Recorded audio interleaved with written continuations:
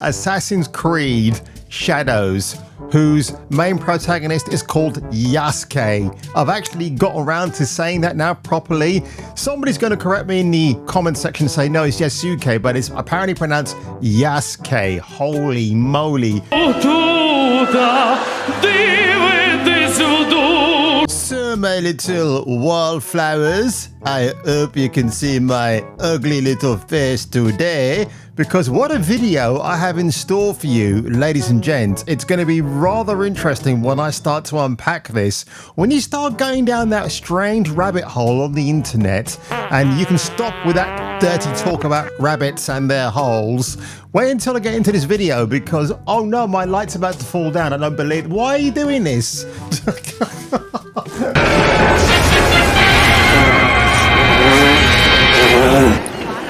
What's that? Now hell's breaking loose, you'll be right in the eye of the storm. Bones on an egg on a mountain top. The funkiest monkey that ever popped. He knew every magic trick under the sun. To tease the gods and everyone and have some fun.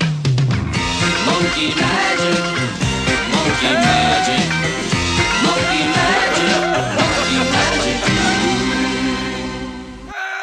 69 dudes! So without further ado, ladies and gentlemen, I am on a French Patreon website called ledudostrie.com, and it chronicles the people who worked and might still be working for Ubisoft Montreal. Kim Belair is a narrative designer who recently founded and runs the company. Wait for it, Sweet Baby. Oh my god. Before that, she was an employee of Ubisoft Montreal, where, like many others, suffered harassment. On July the 7th, the games industry website published a text written by Belair entitled, "We need a movement to fight systematic abuse. Not for a moment," which is a strange phrasing of words. Belair talks a little about his experience. I'm pretty sure you can look at Kim and say that it's actually a biological female. Yes, even I'm actually sticking up for Kim's gender rights here and now. But it's kind of funny that when you translate from French to English, that the gender of the person actually gets misgendered. Isn't that very funny? I might ask ChatGPT later on what it thinks Kim Belair actually is. That would be quite funny. It's never just about speaking, it's about being heard, and it's much more complex than most think. The fault does not lie with the attacker, nor even with hierarchical superiors and human resources. Listen, HR, human resources, human remains, as I prefer to call it. I worked in that industry for a couple of years, and actually further back in 2004 when it was a lot better, but as it progressed, it got worse and worse. So I will never trust HR with any complaint or issue I bring to them, because the first thing they do is protect the person who is allegedly causing all the chaos and the stress. But funny, this comment here about the hierarchy of gender reminded me of this complete insufferable woman who is now facing a 13-day ban on Twitch because she said on a stream that, oh my god, if I have a son, I am turning him gay the moment he's born. What an incredible, thoughtless chick she is. But this is what she had to say. Help stop the men who are. Yes. And that, and you don't understand power imbalances and gender hierarchy. It's not my place to teach you. So it's not her place to teach us about power imbalances and gender hierarchical superiority up that chain of, well, only two genders. But then why are you mentioning it? And I'll tell you something, you silly dumb fool. Who laid the concrete foundations of this world? Man did. What did woman do? Nothing. So if you talk about the hierarchical superiority, that's that in a nutshell. So it's kind of funny. I wonder if she actually read this article, if she can even read, that is, who knows. But it's kind of funny that after all that, she now faces a ban from Twitter. It's hilarious, or Twitch, I should say. So, of course, now, with everything that's going on with Yves Guillemot, one of the co-founders of Ubisoft, facing a harassment trial in the north of France.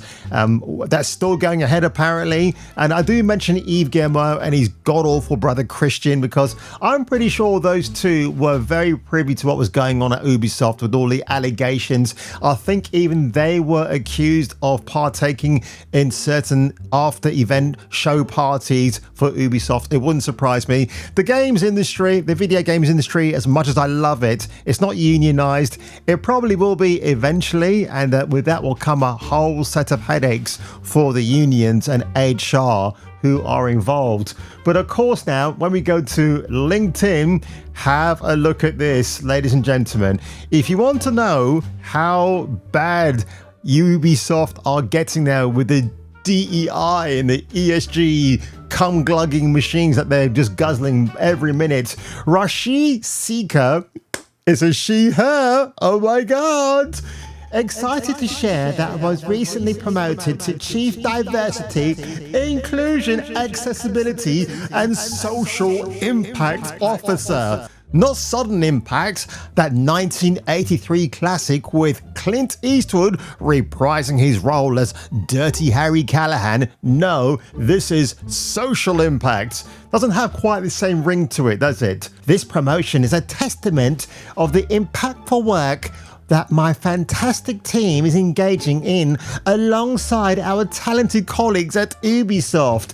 A big thank you to Yves Guillemot, oh stop it you, Cécile Roussiel, and all our teams for their trust and their support. I am excited today, as I was on day one, to continue this incredible journey with Team Ubisoft onwards. Yves Guillemot right in the middle, cringing. He's probably thinking to himself, I should have done a Bobby Kotick and taken a golden parachute check and get the hell out of this god-awful company. But he is stuck with them, and yeah, he infuriated employees a few years ago with an email saying, I am leaving the ball in your court. Yes, I'm sounding like a German French fool, a Parisian right there, but yes.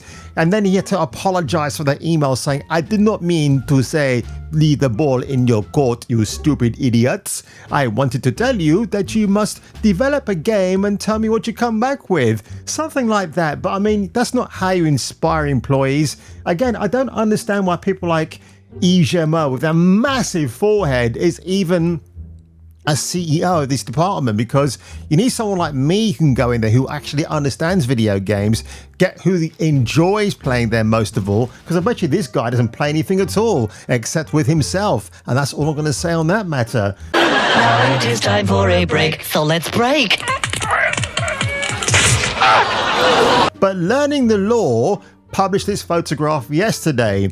Assassin's Creed Shadows, Ubisoft hires LGBT plus activist as consultant who wants to challenge the moral standards around transgenerational CEX. Way to go, progressive messaging. I could hardly wait. Why the lights out? It's Professor Schmid Hori. We talked about her yesterday. That was actually one of the funniest videos I've actually made. And of course now, look at this sea of estrogen right here. Some rather attractive ladies, I might add. And yes, you keep looking around, there's a lot of white ladies, some other ladies of color. And if we zoom in on this lovely lady with the blue hair, I'm pretty sure she's got she and they pronouns in her biog.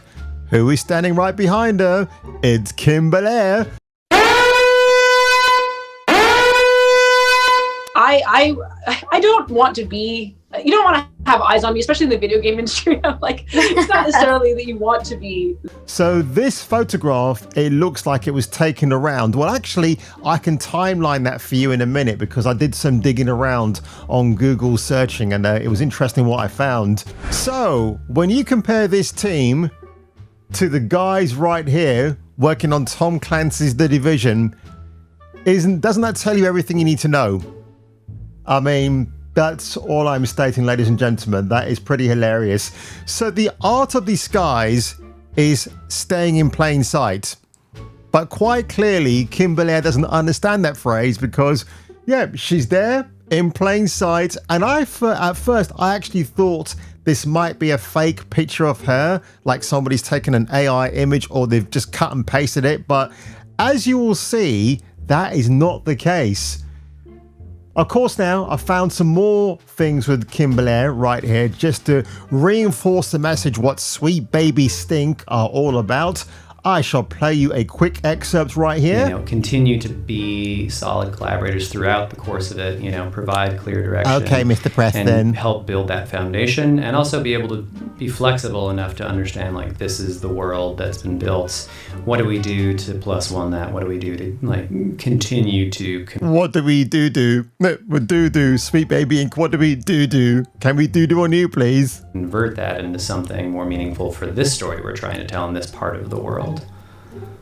That I think, like, for me especially, I'll speak for myself more than just the team, but I like how she said, yeah, I'll dismiss everybody else. I just want to speak for myself because nobody understands my passion and my vision.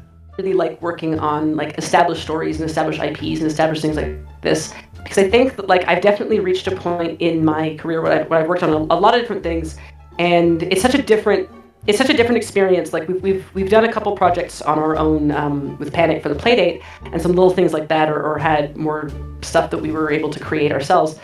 But what really I think strikes me about working on an IP, and specifically about working on something like this, is you get to really start to build on top of one really, really beautiful foundations.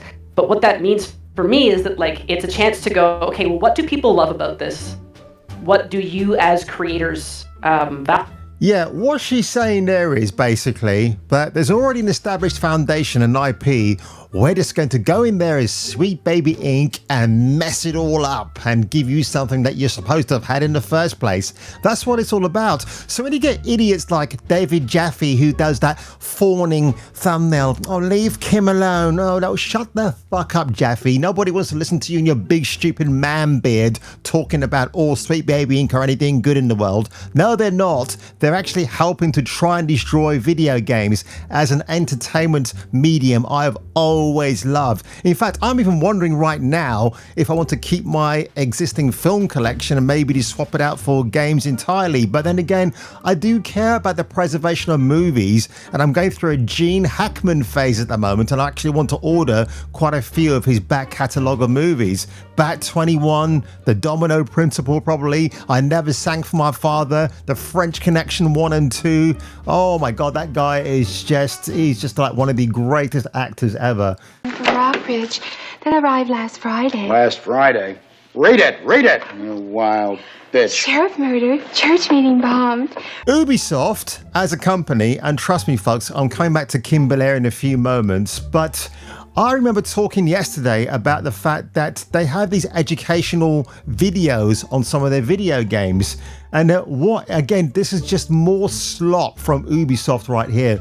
Discover tour locations. So the Viking for Valhalla, Ancient Greece for Odyssey, and Ancient Egypt for Origins. It looks good so far, right? And then if you go to the next page, you have to pay for the privilege of going on a guided tour. So this is for schools. It might be for yourself if you want to learn a bit more. And I would say as well, Uncharted is a very good gaming series where you can learn about history like Marco Polo and obviously Sir Francis Drake. Some of it is tinkered around with for modern day storytelling, not for the modern audience, by the way. Want to get that straight. But yeah, look at that. So if you go for the streaming platform for Ubisoft, it'll just cost you £2 less. But if you want to buy the virtual tour outright, call it 17 British pounds. It's absolutely ridiculous. I mean, why am I surprised Ubisoft are even doing this? It doesn't come as a shock to me anymore. And of course now, a further development, well I say further, this is a year ago from Ubisoft in Toronto, working on the brand new remake of Splinter Cell. And they're not very subtle about what game they're actually redoing. Let me see, it has two words, theory and chaos. So in other words, Splinter Cell Chaos Theory. They're remaking that game. I guarantee you Sam Fisher will not be a Caucasian man. He'll be of another diversity, and he won't have a daughter anymore. She'll probably be dead, or she's left him because he's a drunken layabout of a father. He's a disgrace to her. You know, they're going to change things like that. I don't know why we need a remake of a Splinter Cell game, but you know, this is what Ubisoft wanted to do. And a lot of people were saying to Yves Guillemot, can we just have a brand new Splinter Cell game back in the still glory days of Ubisoft, which is around what, 2014 and before that? But of course he just ignored the pleas of the fans. But I found another thing regarding Miss Belair, which I thought was pretty hilarious. But then you can see where the sweet baby ink infestation was creeping in. And honestly, this is just about as hilarious as it gets. It's January the 21st, or should I say January the 10th, 2021. And it's about Kim Belair saving a local restaurant in Canada from closure. I shit you not. Have a listen to this. A Twitter user changed the local Canadian Chinese restaurant's popularity level for good recently. Kim Belair tweeted on January 10 this year that Aunt Dai, D-A-I, is her favourite Chinese restaurant in the city. It's in Montreal. It's not D-E-I. Both its food and, quote, generally honest commentary featured under each dish on the menu. Kim Belair's Twitter post highlighted 4 dishes from the restaurant, Cuban beef, that he would definitely recommend, a newly added beef satay that he did not have a chance to try, yet sweet and spicy pork. And hundreds of shares and comments. And Bridget Leslie reports. Kim, tell me about your company, Sweet Baby Inc. real quickly. So Sweet Baby Inc. is a narrative development company, and we work in the video games industry. So what that means for us is we come in and we help various clients and companies develop their stories for games, write their scripts, develop their characters, build out their worlds. And as part of that, we really have a focus on like representation and new stories and diversification. And the framing of that is kind of that, like, beyond just saying we really care about diversity and representation, it should be a fundamental part of like the narrative process. It should be the way that we tell stories, the stories that we tell, the characters that we feature. And so we kind of just want to have an approach that combines those two things and lets us make some really dope games while also, you know, having a mind to like bringing in new audiences and appealing to more people. It sounds like she says that towards the end, like having a brain-rotting experience, which is what Sweet Baby Inc. are. A restaurant owner talking about their own restaurant, you know, in very candid terms. And I think beyond just being, you know, kind of just relatable in the way that we all... I gotta say, Miss Belair, you live a very exciting life. Can somebody shoot me now, please? And yeah, by the way, Kim has a boyfriend who happens to be a chef. I'm assuming they're still together, but it's funny how she doesn't talk about him and makes up that she's a crazy lady with skulls in the background of her videos. Absolutely the strangest woman. But remember I showed you before the development team behind Tom Clancy's The Division. So if we go back to this photograph right here. Oh, not that one. Good grief. That's just awful. Right. If we go back to this photograph here, folks, of the lovely LGBT ladies. And we go to this final website right here. So, the actual origin of this picture. Now, I know Vara Dark did her own reverse image searching on that image. I thought it might have been they could have used Kim's face from another picture, a profile picture, and just put it into the actual photograph. But the oldest one I could find was on the 28th of May 2016 right here. A few moments later. So if we hover right here, folks, just over this photo. This website, by the way, archived photographs from 2016. I'll leave a link for it if you want to have a closer look for yourself. I went through some of the other group development photographs as well, just in case Kim's face popped up there too, but I couldn't see with my roving little eye. But yes, the same photograph that's Learning the Law uploaded on his Twitter page. It's the same one here, and yes, behind that lovely blue-haired lady is Miss Kim Belair peeking out like a sore excuse for a insufferable woman. So there you have it, ladies and gentlemen. The Kim Belair drama just gets worse and worse, and will there be any And what's the end game for Miss Belair? Who actually knows? So on that one, ladies and gentlemen, and I've recorded 22 minutes of absolute tomfoolery for you today, which is rather good in my books. Did you enjoy this video? Did you enjoy the highlights of me finding out some more Kim Belair stuff for you? Because this woman is absolutely hilarious. I'm surprised she didn't actually not just want to save that restaurant from closing, that she didn't actually go in there and actually rehire staff who are more diverse and fitting for the restaurant. Because by golly, Kim, if you're trying to break down the video gaming industry at the moment by getting more inclusion and diversity, because Insomniac Games, which obviously Kim was a part of that collective a few years ago as well. Holy hell, man. We at Insomniac Games stand united in strongly opposing President Trump's immigration ban. There's no question that these orders will harm us as a company and many of our team members. I mean, I've lost so much respect for them now. It's incredible. Even though I still love Sunset Overdrive, I think any future games that come out from them or any other developer who's obviously swallowed the pills beginning with ESG and DEI, I just have no time, no inclination, and no further interest, Your Honor. Unless, of course, you're female and you got big bucks and boobies and you want to rub my face in them and I can change my verdict from guilty to not guilty, ma'am. Catch me catching you on the next video. Chorri!